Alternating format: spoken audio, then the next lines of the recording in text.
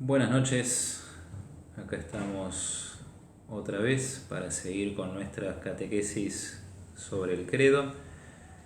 El tema del que vamos a hablar esta noche es aquello que confesamos en el credo cuando decimos creo en el perdón de los pecados. Mientras se van conectando, recordemos muy brevemente cuál es la intención de estas pequeñas charlas que vamos teniendo, ¿sí? Seguimos repasando el catecismo de la Iglesia Católica. No vamos a leer el catecismo ni lo vamos a resumir. La intención es ir tirando algunas ideas, algunos tips, como se dice ahora, para que después ustedes puedan leer con provecho el catecismo mismo, ¿sí? Nada reemplaza la lectura personal de los grandes textos. Por supuesto que como nuestro texto guía es el Catecismo de la Iglesia Católica, por eso mismo también vamos a buscar siempre para cada tema que vayamos tratando, el fundamento en la Sagrada Escritura, porque lo que la Iglesia cree, lo cree siempre a partir de la palabra de Dios. Buenas noches a los que están por ahí. Hola Teresa Isabel, hola Edgardo que debe estar por ahí también, hola Olga, buenas noches. Y bueno, vamos a ir empezando de a poquito, vamos a hacer una oración, vamos a rezarle a la Virgen y vamos a invocar al Espíritu Santo para que nos acompañen y nos iluminen en esta noche. Ahí lo veo a José, Susana. Bueno, vamos a rezar entonces. Buenas noches a todos y rezamos. En nombre del Padre, y del Hijo, y del Espíritu Santo. Amén. Dios te salve María, llena eres de gracia, el Señor es contigo. Bendita tú eres entre todas las mujeres, y bendito es el fruto de tu vientre Jesús. Santa María, Madre de Dios, ruega por nosotros pecadores, ahora y en la hora de nuestra muerte. Amén. Ven Espíritu Santo, llena los corazones de tus fieles y enciende en ellos el fuego de tu amor. Envía tu Espíritu y serán creadas todas las cosas y renovarás la faz de la tierra. Oh Dios que has instruido los corazones de tus fieles con la luz del Espíritu Santo, concédenos que por este mismo Espíritu sintamos rectamente y gocemos siempre tus celestiales consuelos. Por Jesucristo nuestro Señor. Amén. En el nombre del Padre, y del Hijo, y del Espíritu Santo. Amén. Bien, entonces el tema de esta noche. Creo en el perdón de los pecados. Lo decimos cada vez que rezamos el credo. Y realmente es toda una afirmación, aunque suene algo muy obvio. Es una afirmación muy fuerte. Afirmamos que hay perdón para nuestros pecados. La evidencia del pecado es muy grande, que el pecado existe, que nosotros somos pecadores, casi que ni habría que demostrarlo. Pero a veces se escucha decir con respecto a ciertos pecados, ciertas cosas que pasan, esto no tiene perdón de Dios. Bueno, no es así, no es eso lo que nosotros creemos como cristianos, como católicos, no es esa la fe que profesamos. Y también llama mucho la atención que esta afirmación esté incluida en el credo, en el símbolo de los apóstoles, ¿sí? Como vamos a ver enseguida, muy relacionada con la acción del Espíritu Santo y muy relacionada a esta verdad de fe, también con la misión de la Iglesia de Jesucristo. Por eso es muy importante que partamos desde esto y vamos a ver enseguida cómo lo dice el catecismo. Yo lo resumo así: hay perdón de los pecados, existe el perdón para los pecados y el lugar, entre comillas, a donde encontrar ese perdón es la Iglesia. Fíjese lo que dice el catecismo en el párrafo 982, no lo dije, ¿no? Pero el tema de hoy está entre los párrafos 976 y 983 del catecismo. No es muy largo, porque este tema del perdón de los pecados va a aparecer también cuando se hable de los sacramentos, del bautismo, de la confesión, por supuesto, de la Eucaristía también. Por eso, como el mismo catecismo dice acá, la intención es simplemente repasar algunos datos básicos. Bueno, otra vez, creo en el perdón de los pecados. El catecismo dice así, párrafo 982. No hay ninguna falta, por grave que sea, que la Iglesia no pueda perdonar. Déjeme repetirlo. No hay ninguna falta, por grave que sea, que la Iglesia no pueda perdonar. Y sigue el catecismo. Nadie hay tan perverso ni tan culpable que no deba esperar con confianza su perdón, siempre que su arrepentimiento sea sincero. Realmente lo que nos da esta afirmación del credo es mucha esperanza, muchísima esperanza y consuelo. Con esta condición de que el arrepentimiento sea sincero, todo pecado tiene perdón. Y lo encontramos, ese perdón, en el poder que recibió la Iglesia de su Señor y Fundador Jesucristo. No hay pecado que la Iglesia no pueda perdonar. Eso es lo que decimos cuando decimos que creemos en el perdón de los pecados. Si uno lo piensa un poquito más, sobre esto de la esperanza que nos da esta afirmación, repito, es evidente que somos pecadores, es evidente que nos equivocamos y que a veces ofendemos a Dios y lastimamos al prójimo. ¿Cuál es nuestro único consuelo delante del pecado que es tan fuerte y tan real para cada uno de nosotros? Porque de nada nos sirve olvidarlo, porque olvidarlo no podemos. Alguna forma de autoconvencernos de que no fue nada grave o que yo no lo quise hacer, o confundir el pecado con un simple error. En el fondo, nada de eso nos sirve y tampoco nos aquieta la conciencia. La única manera de superar nuestros pecados es el perdón, y el perdón de Dios. Por lo tanto, saber que hay alguien que me perdona, no importa lo que yo haya hecho o dejado de hacer, y también saber a dónde encontrar en concreto ese perdón, bueno, al alma la llena de esperanza, de consuelo, ¿sí? Es un bálsamo para nosotros que somos pecadores. Y qué bien que nos viene tratar justo este tema, ahora en tiempo de Cuaresma, preparándonos para la Pascua. Decíamos que el catecismo y el credo hablan del perdón de los pecados de manera relacionándolo muy íntimamente con la acción del Espíritu Santo y con la misión de la Iglesia. Vayamos, por ejemplo, al Evangelio de Juan, ¿sí? Capítulo 20, para recordar lo que Jesús resucitado le dice a sus apóstoles la misma tarde de la Pascua. O sea, si se pudiera decir, si fuera correcta la expresión, apenas resucitado. ¿Sí? Resucita Jesús a la madrugada y a la tarde se le aparece a sus apóstoles y discípulos que están reunidos con las puertas cerradas por temor a los judíos, y a partir del versículo 21 dice así Jesús resucitado. ¿Sí? Juan 20, 21. Jesús les dijo de nuevo a los discípulos: la paz esté con ustedes.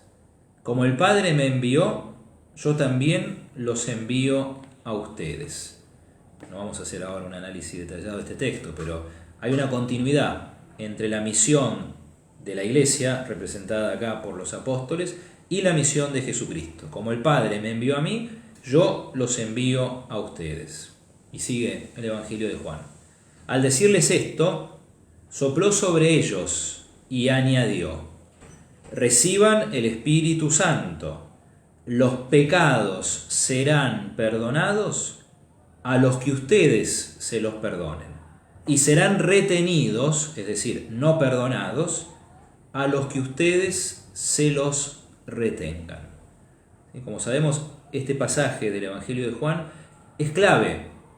Habla de la misión de los apóstoles, habla de una donación especial del Espíritu Santo a los apóstoles y habla de un poder que Jesús concede a sus apóstoles. Los fariseos se escandalizaban cuando Jesús perdonaba los pecados. Y decían, ¿cómo puede perdonar los pecados? Si solo Dios puede perdonar los pecados. Lo cual, por una parte, es cierto, solo Dios puede perdonar los pecados. Lo que le faltaba a los fariseos era aceptar, es decir, creer que Jesús es el Hijo de Dios y que por eso puede perdonar los pecados. Bueno, pero lo que acabamos de escuchar acá en el Evangelio de Juan es que Jesús comunica o participa ese poder de perdonar los pecados a la iglesia y de manera específica a los apóstoles, o sea, a los ministros ordenados, aquellos que continúan esta función, esta misión apostólica dentro de la iglesia. Los pecados serán perdonados a los que ustedes se los perdonen, serán retenidos a los que ustedes se los retengan. Pensemos un poquito más en estas palabras de Jesús. Es un doble poder. Es muy fuerte lo que dice acá Jesús. Es el poder de perdonar los pecados, pero también es el poder de retener los pecados. Este poder que los apóstoles reciben de Jesucristo la noche de Pascua, la tarde, noche de Pascua. Por eso, el Catecismo de la Iglesia Católica dice algo que es muy importante y que quiero compartirles, ¿sí? Porque la Iglesia es enviada por Jesucristo a anunciar el amor de Dios, a anunciar la misericordia de Dios. Ya vamos a ver un par de textos del Evangelio sobre eso. Pero resumo esto que dice el párrafo 981 antes de leerlo. 981. La iglesia es enviada para anunciar el perdón y la misericordia de Dios, pero al mismo tiempo la iglesia es enviada con poder, con el poder de perdonar los pecados. El Catecismo dice así, párrafo 981, citando la segunda carta a los Corintios. Este ministerio de reconciliación no lo cumplieron los apóstoles y sus sucesores anunciando solamente a los hombres el perdón de Dios, sino comunicándoles también la remisión de los pecados por el bautismo y reconciliándolos con Dios y con la Iglesia gracias al poder de las llaves recibido por Cristo. Acá se menciona el poder de las llaves, enseguida volvemos sobre eso. Pero retengamos esta idea. La iglesia, en primer lugar los apóstoles y sus sucesores, la iglesia ejerce un ministerio de reconciliación. Esta expresión, ministerio de reconciliación, es una expresión de San Pablo en la segunda carta a los Corintios. ¿Cómo ejerce este ministerio? No solamente anunciando el perdón que nos obtiene el sacrificio de Jesucristo, sino comunicando efectivamente ese perdón. ¿Y cómo? Bueno, ahí vamos a llegar. Por medio de los sacramentos, en primer lugar y principalmente por medio del bautismo, y después por los otros sacramentos. Uno podría decir en segundo lugar, después del bautismo, por el sacramento de la penitencia o bien de la reconciliación.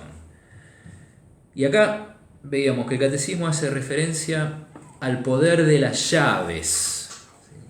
Este poder de perdonar los pecados, así lo entendió siempre la Iglesia, está incluido en el poder de las llaves, es decir, de aquellas llaves que Jesucristo entregó a la iglesia, en la persona de Pedro. Vamos a ir al Evangelio de Mateo, capítulo 16. Mateo 16, versículo 19. Este episodio es conocido y recordado por todos ustedes. Jesús le pregunta a los discípulos, ¿qué dice la gente?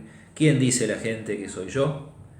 Van dando distintas respuestas, algunas cerca, pero ninguno la pega del todo. Bueno, y Jesús pregunta, ¿y ustedes quién dicen que soy yo?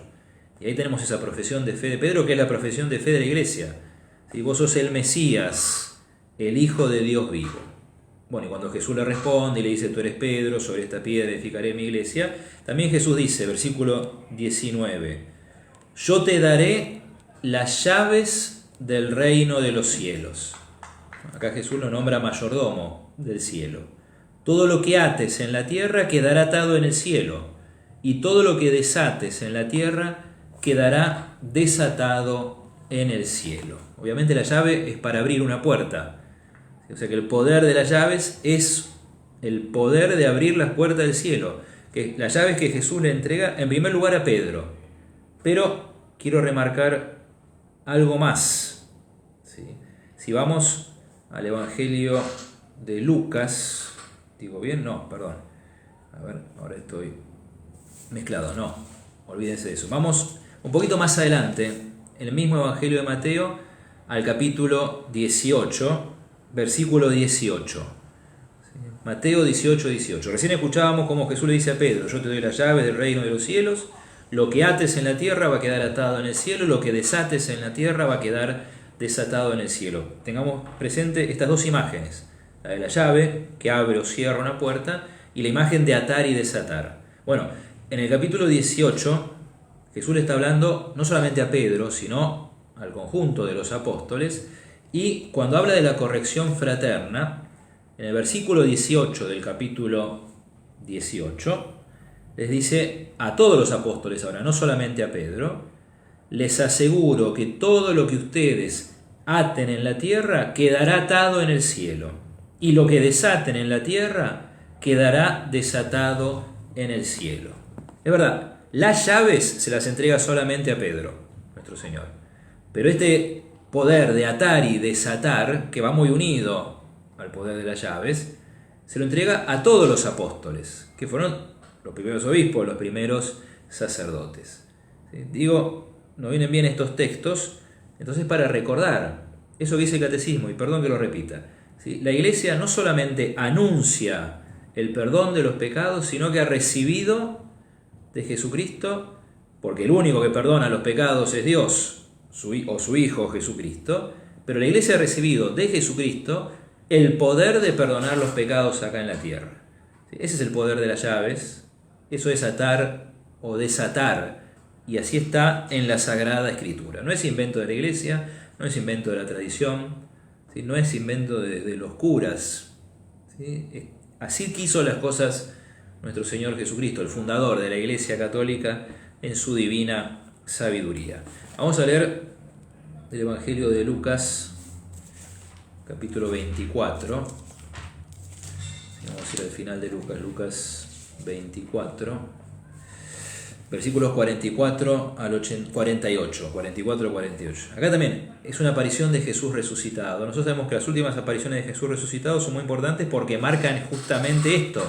¿Sí? ¿Cuál es la misión? Cómo Jesús envía a sus apóstoles y por ende a la iglesia. ¿Sí? Lucas 24, 44. Dice: Jesús después les dijo: cuando todavía estaba con ustedes, yo les decía, es necesario que se cumpla lo que está escrito de mí en la ley de Moisés, en los profetas y en los salmos. Entonces les abrió la inteligencia para que pudieran comprender las escrituras. Y añadió: así estaba escrito: el Mesías debía sufrir y resucitar de entre los muertos al tercer día, y comenzando por Jerusalén, en su nombre debía predicarse a todas las naciones la conversión para el perdón de los pecados. O sea que es misión de la Iglesia, en el nombre de Jesucristo, anunciar a todas las naciones la conversión para el perdón de los pecados. Versículo 48 dice: ustedes son testigos de todo esto. Y si vamos al Evangelio de Marcos, también al final del Evangelio, Marcos 16,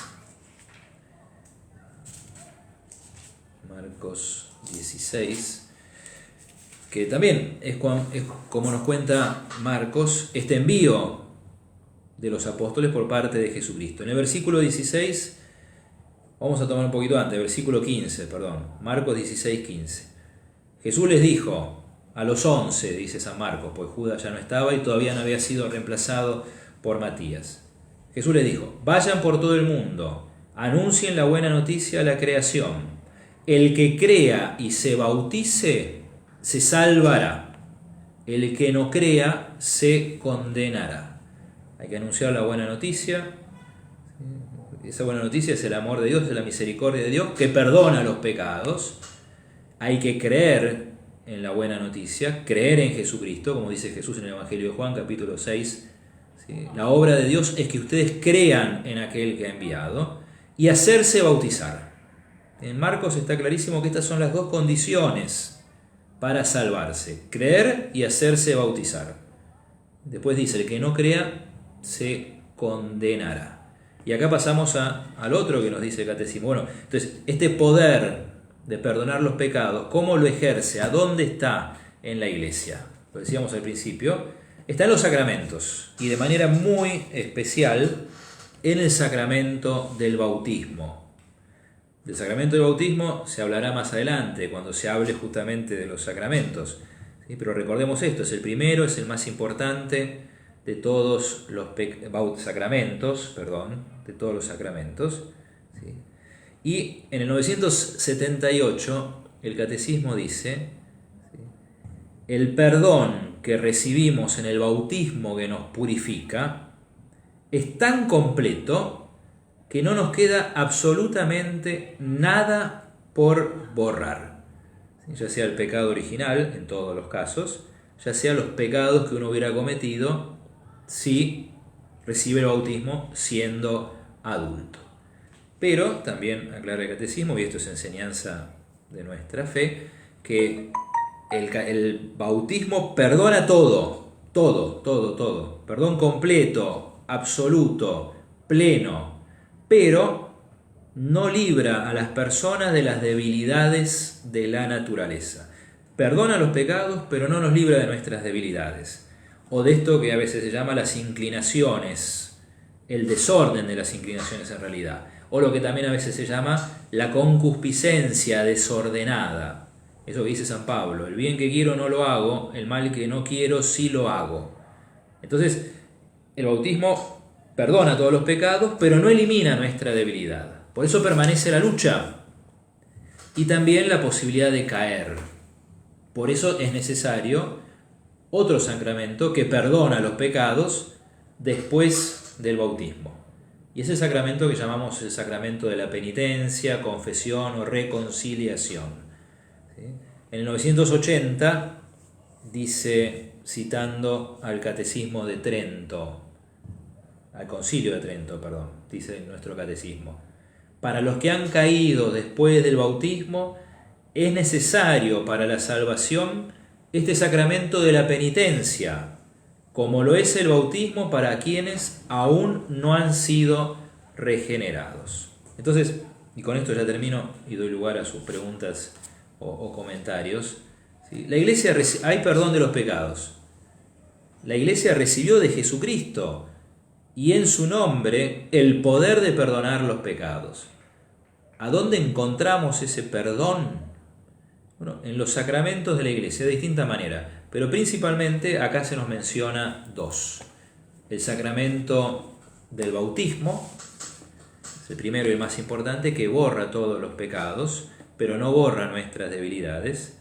Y el sacramento de la reconciliación, que tiene como condición, recién lo veíamos, ¿sí?, un sincero arrepentimiento, pero que al mismo tiempo nos promete que se nos perdonan todos los pecados que hayamos cometido después del bautismo con una buena confesión.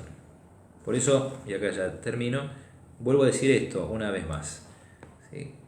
Hay perdón de los pecados y la Iglesia es el lugar, hablando metafóricamente, el espacio, ¿sí?, a donde encontramos ese perdón de los pecados.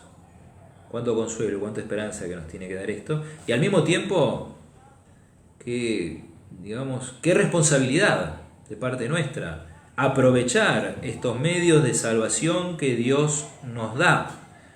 Están ahí, están a mano, ahí está el perdón de todo.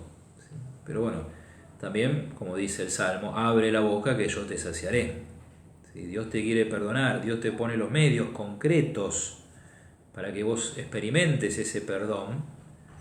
Queda en vos, por lo menos abrir la boca, por lo menos dar un paso, por lo menos acercarte. En fin, bueno, hasta ahí mi parte. Podemos tomarnos unos minutos, si ustedes quieren, y lo hacemos con mucho gusto, para compartir sus comentarios, impresiones o preguntas sobre este tema del perdón de los pecados.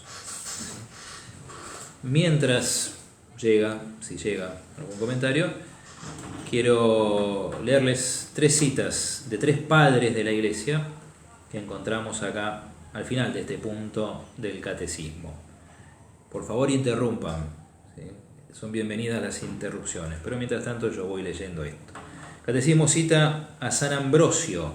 Ustedes saben que los padres de la Iglesia fue toda varias camadas, generaciones de santos, maestros, doctores que vinieron después de los apóstoles en los primeros siglos de la Iglesia, que para nosotros son muy importantes porque son el nexo con la tradición apostólica, sobre la cual se sostiene la fe de la Iglesia.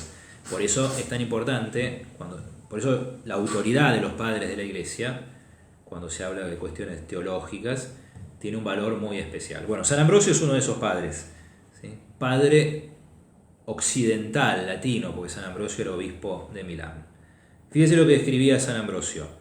El Señor quiere que sus discípulos tengan un poder inmenso. Quiere que sus pobres servidores cumplan en su nombre todo lo que había hecho cuando estaba en la tierra. Qué poder inmenso que Jesús le entrega a sus discípulos, que hagan lo mismo que Él hizo. Y de lo que hizo Jesús, lo más importante es perdonar los pecados. Otro padre de la Iglesia que cita el catecismo, San Juan Crisóstomo. Este es un padre oriental, griego, digamos, en términos muy genéricos. No confundamos griego con lo que es la Grecia actual, ¿sí? Cultura griega, por eso se dice oriental. Y tal vez el padre griego más importante. San Juan Crisóstomo dice: los sacerdotes han recibido un poder que Dios no ha dado ni a los ángeles, ni a los arcángeles. Dios sanciona allá arriba todo lo que los sacerdotes hagan aquí abajo. Les dio un poder que no les dio ni siquiera a los ángeles. Ahí apareció una pregunta cortita pero contundente de Teresa Isabel. ¿Qué pecados no se perdonan? Muy buena pregunta. Y vamos a tratar de responder despacio.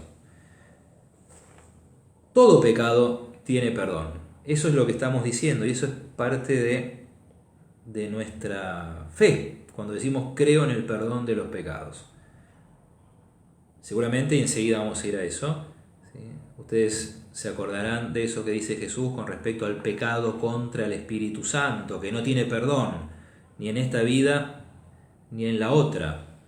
Por eso, para entender estos temas, esta pregunta que hace Teresa Isabel, porque ahí viene Teresa la segunda, que enseguida vamos a ese comentario, ¿sí?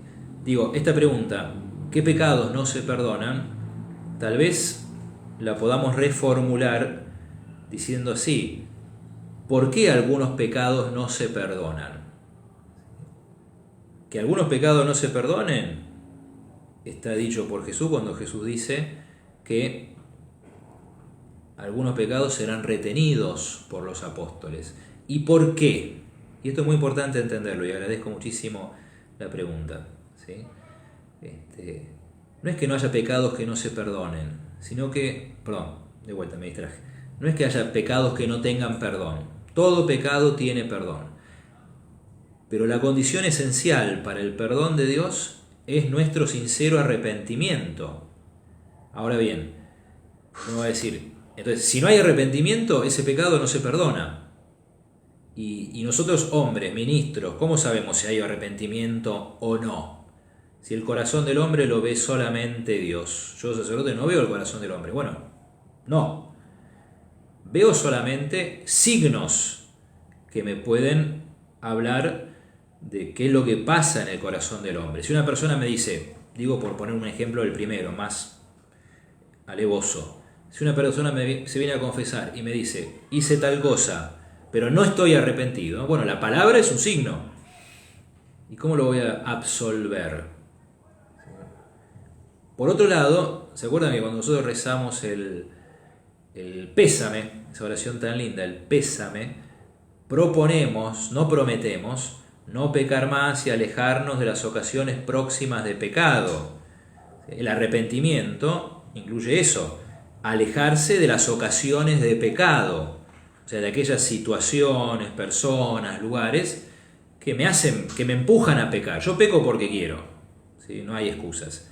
Pero existe esto que llaman ocasiones de pecado. Jesús lo dice en el Evangelio. Si tu mano es ocasión de pecado, cortala, más te vale entrar manco en el cielo que con las dos manos irte al infierno. ¿Sí? Entonces, si yo o una persona no acepta renunciar a las ocasiones de pecado, así como al pecado, bueno, en el fondo no está arrepentida. Una cosa es que uno vuelva a caer porque somos humanos, porque somos débiles, justamente lo decíamos recién. El bautismo perdona todos los pecados, pero no nos quita nuestras debilidades. Por eso la estamos peleando, todos la estamos peleando. Y para eso está la gracia de Dios, para ayudarnos. Pero si hay signos manifiestos de que no hay un sincero arrepentimiento, esos pecados no se pueden perdonar. ¿Qué será ese pecado contra el Espíritu Santo? Bueno, lo dejamos para otro momento. Sí. Teresa dice, Teresa segunda, vamos a decir así. Mejor así, segunda. Sí. Si la confesión no es sincera, el sacerdote no lo sabe y da la absolución, ¿esa persona está condenada? Bueno, también, muy buena pregunta. Ahora vamos de atrás para adelante y tratemos de, para buscar una respuesta, reformular un poquitito la pregunta. Condenada no está, porque mientras hay vida hay esperanza. ¿Ok? Ahora, si la confesión no es sincera y el sacerdote no se da cuenta y le da la absolución, en realidad es una confesión nula. O sea, lo que no hay no es una condenación eterna, porque todavía estamos vivos, ¿sí? Y mientras estamos vivos hay posibilidad de arrepentirse de los pecados y pedirle perdón a Dios, pero lo que no hay es absolución, por más que el sacerdote haya dicho las palabras y hecho los gestos, porque cuando hablemos de los sacramentos ya veremos, no está la materia propia del sacramento. Entonces, condenado no está, pero tampoco está perdonado, por más que haya pasado por el confesionario eventualmente. Acá tenemos un comentario de José, seguro que está Marta, me parece que era tu señora, ¿no? José dice, nos cuesta y mucho ir en busca del sacramento de la reconciliación. ¿Será por vergüenza? ¿Será porque no tomamos conciencia de que debamos estar limpios de lo de acá? Y esta noche puede ser la última que estamos acá. Y bueno, sí, no es fácil confesarse por la vergüenza que nos da, porque somos hijos de nuestro tiempo, incluso las personas que son más grandes. Y entonces, uno de los males de nuestro tiempo es no tener conciencia del pecado. Ahí está, sí, Marta, tu señora. Saludos para Marta. Pero tal vez no tengamos conciencia del pecado, es cierto, y tampoco tenemos conciencia de lo que es el perdón de Dios. Bueno, obviamente todas estas cosas están relacionadas, ¿no? Porque si uno tuviera conciencia de lo que es el perdón de Dios y pusiera las cosas en la balanza, esa dificultad para confesarse, esa vergüenza eventualmente, y uno, ¿qué diría? Si uno tuviera fe y si uno tuviera un poquito de conciencia, ¿vale la pena? Por lo que me van a dar, vale la pena humillarse sinceramente, no actuar, pero por el perdón de Dios vale la pena. Acá tenemos una pregunta de Gonzalo. ¿Qué tal, Gonzalo? Dice, hola padre, ¿es posible un sincero arrepentimiento por fuera de la iglesia? Bueno, esta también es una muy buena pregunta. Estamos diciéndolo y lo repito para que quede claro. ¿Sí? Hay una condición para el perdón que es el sincero arrepentimiento. La iglesia nos enseña a su vez que este sincero arrepentimiento ya es una gracia de Dios.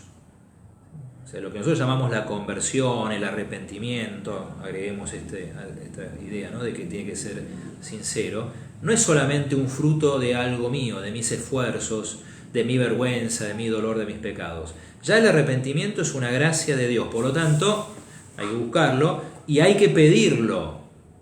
Hay que pedirle a Dios la gracia de arrepentirse uno de sus pecados. ¿Okay? Ahora, puede encontrarse fuera de la iglesia. Bueno, y acá volvemos a algo que hablábamos cuando hablábamos de la iglesia misma, ¿no? Sí, solo la iglesia tiene la plenitud de los medios de la salvación.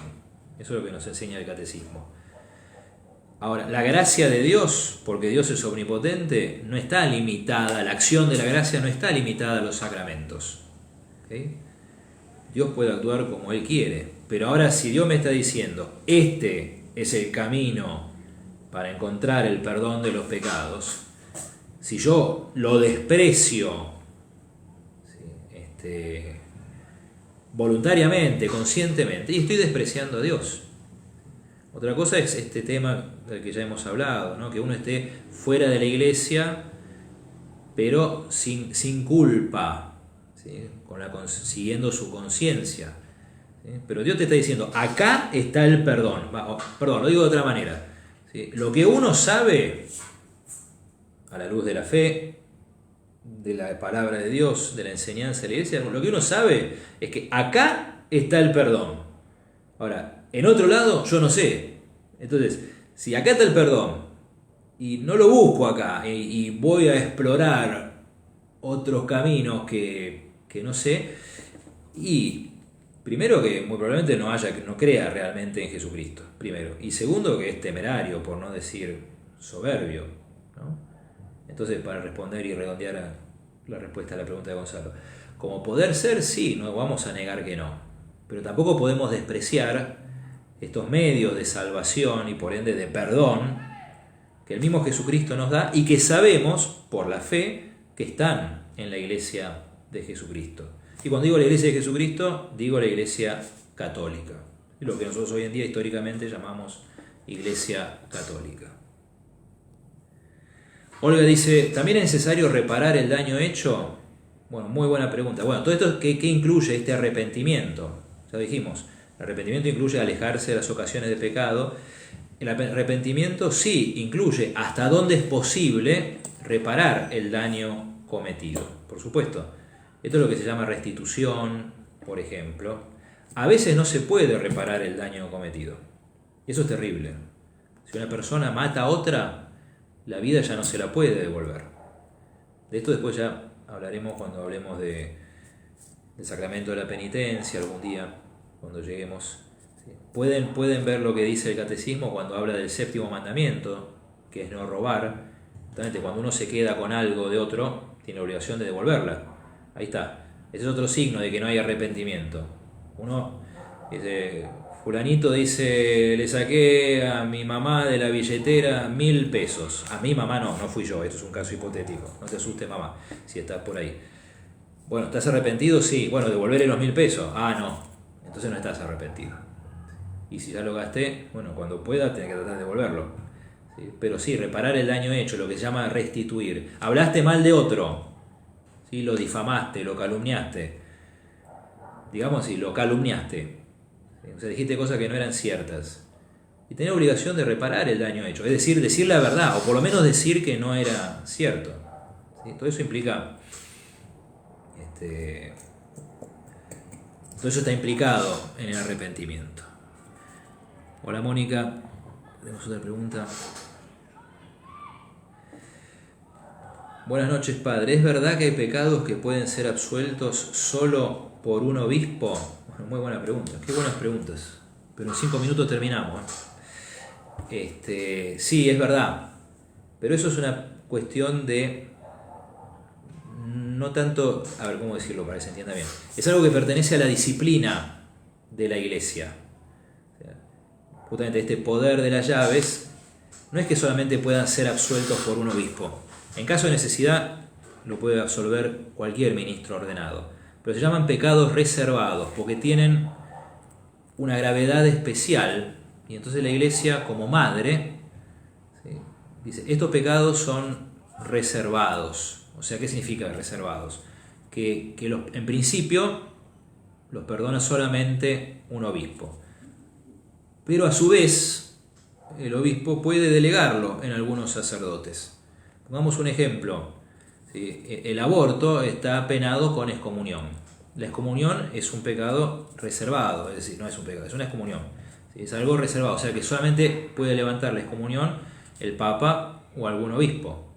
Pero a su vez, el Papa o algún obispo puede delegar a los sacerdotes, a algún sacerdote, para levantar esos pecados reservados o perdonar esos pecados reservados. Por ejemplo, esto es muy común en los santuarios, en las basílicas, no sé si ahora se lo sigue llamando así, pero existen los penitenciarios. Son esos sacerdotes que tienen todos los poderes, perdonar todos los pecados. En el caso del aborto, por eso lo cito como ejemplo, el Papa Francisco en la práctica hizo que deje de ser un pecado reservado. Entonces, ahora, por disposición del Papa Francisco, ese pecado lo puede perdonar y levantar la excomunión, como se dice, cualquier sacerdote de todo el mundo. ¿Sí? Entonces, en ese sentido, solo algunos pecados, algunos pecados están reservados al obispo, con la intención pedagógica de marcar la gravedad de algunos pecados, como lo mismo, y con esto cierro la respuesta, es el tema de la excomunión. Esto siempre se dice, las penas en la iglesia son medicinales, porque buscan, justamente como dice la Escritura, la conversión del pecador y no su muerte. ¿Sí? Acá apareció otro viejo amigo que es Jorge. ¿Cómo andas, Jorge? Hace rato que no teníamos estos comentarios profundos tuyos. Dice, leí en texto de sociología que los protestantes, al no disponer del sacramento de la penitencia, el perdón se les hizo complicado, por lo cual recurren a verse limpio, o cuando se tiene éxito, señal de la bendición de Dios, y también a la autoexigencia, que se vuelve compulsiva, razón por la cual los países protestantes tienen un mayor éxito económico. Está muy bueno este comentario. Está muy bueno. Agrego dos cositas nada más. Bueno, una es la visión protestante de que el éxito material es señal de la bendición de Dios. Eso no es la visión católica, pero como dice acá Jorge, sí, eso es, así piensan los protestantes. Y segundo esto, ¿no? Justamente, el perdón implica alguien que te perdona. Y a veces uno escucha esta expresión, uno no me perdono a mí mismo, no termino de perdonarme a mí mismo. Francamente yo no entiendo qué significa eso. No lo entiendo. Sí. Porque el perdón implica otro que te perdona. Y nosotros, justamente esto es lo que estamos diciendo. Por eso, todo esto que dice acá Jorge son intentos de encontrar la paz por medios psicológicos. Como dice acá. Verse limpio, pero soy yo que pretendo verme limpio cuando en el fondo sé que no lo estoy. O buscar el éxito como si en el éxito estuviera la bendición de Dios, entonces tranquilizo mi conciencia porque si Dios me bendice, estamos bien con Dios. ¿No? Por eso digo, este artículo del credo, que es tan cortito, es tan fuerte, tan poderoso. ¿Sí? Hay perdón de los pecados. Y hay perdón de los pecados significa que hay alguien que me perdona, alguien distinto a mí. Porque, dejémoslo esto de lado. Incluso es una necesidad psicológica, coincido con esto. ¿Sí? Porque si yo ofendí a alguien, pongámoslo en el plano de nuestras relaciones humanas, ¿sí? ¿Cómo hasta donde se pueda, cómo se recompone esa relación? ¿Sí? Es muy básico, ¿no? Pero yo tengo que pedirle perdón al otro y necesito experimentar el perdón del otro. Yo no me perdono a mí mismo. Yo no alcanza. ¿Sí? Por eso hay alguien que perdona y es Dios el que lo perdona todo por los medios que estamos diciendo, que estamos recordando acá en el Catecismo. Muchas gracias, Jorge, por este comentario. Juan Víctor, ¿qué tal? Buenas noches. Acá se menciona el sacramento de la unción. Juan Víctor dice, el sacramento de la unción también perdona los pecados con el arrepentimiento del fiel. Sí, por supuesto. Como decíamos, al hablar de los sacramentos se hablará de esto en más detalle, pero sí, uno de los efectos del sacramento de la unción de los enfermos es el perdón de los pecados. Por eso es tan importante el sacramento de la unción. Pero volvemos a este principio que es fundamental. ¿Sí? El perdón de los pecados supone el arrepentimiento del fiel. del creyente, del cristiano. En el caso de la unción de los enfermos uno podría agregar que al menos el arrepentimiento implícito, o sea, al menos hasta donde esa persona pudo expresar ese arrepentimiento, porque a veces se recibe la unción sin plena conciencia, ¿no? Pero bueno, ahí uno confía en la misericordia de Dios. De todas maneras, déjeme decir, y es lo último que digo, ¿sí? Ultimísimo. Por eso es tan importante hacer lo posible para que un enfermo, dadas las condiciones, reciba la unción de los enfermos estando consciente y no esperar a último momento. Acá también, ¿no? Cuánto miedo, cuánta superstición, como si la visita del sacerdote significa que ya no hay nada para hacer y bueno, entonces llamamos al sacerdote. Pero uno realmente quiere ayudar al enfermo y bueno, hablamos de enfermos graves, ¿sí? No piden la unción porque se torcieron un tobillo, ¿sí? Pero es muy importante que el enfermo pueda recibir la unción de los enfermos de modo consciente, ¿sí? Es un gran consuelo para el enfermo y para la familia, ¿sí? Porque de alguna manera, hasta donde pueda haber certeza en estas cosas humanas, tenemos alguna certeza más. Bueno, creemos en el perdón de los pecados y damos gracias a Dios por el perdón de los pecados y damos gracias a Dios porque a pesar de las miserias de la Iglesia, en la Iglesia encontramos el perdón de los pecados. ¿Sí? Que Dios nos ayude entonces a aprovechar estos regalos concretos, cercanos de su infinita misericordia para encontrarnos con su perdón. Bueno, terminamos acá, rezamos y nos vemos el miércoles que viene, si Dios quiere. Muchas gracias a todos por sus comentarios, sus preguntas realmente muy interesantes, muy sabrosos, muy jugosos. En el nombre del Padre, y del Hijo, y del Espíritu Santo. Amén. Gloria al Padre, y al Hijo, y al Espíritu Santo, como era en el principio, ahora y siempre, por los siglos de los siglos. Amén. El Señor esté con ustedes. Que la bendición de Dios Todopoderoso, Padre, Hijo y Espíritu Santo, descienda sobre ustedes y permanezca para siempre. Amén. Bueno, nos encontramos Dios mediante el próximo miércoles a la misma hora en el mismo canal para seguir con el catecismo y la siguiente afirmación del credo. Creo en la resurrección de la carne. Buenas noches a todos, que descansen.